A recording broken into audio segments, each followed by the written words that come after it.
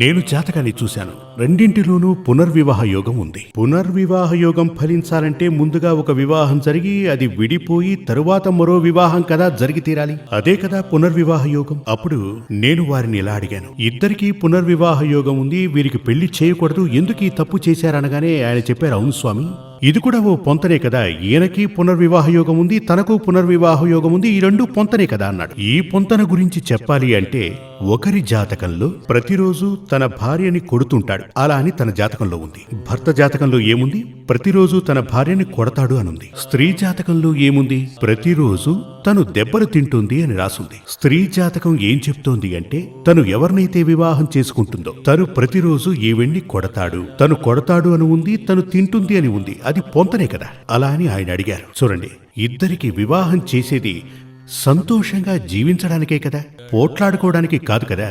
అంటే భర్త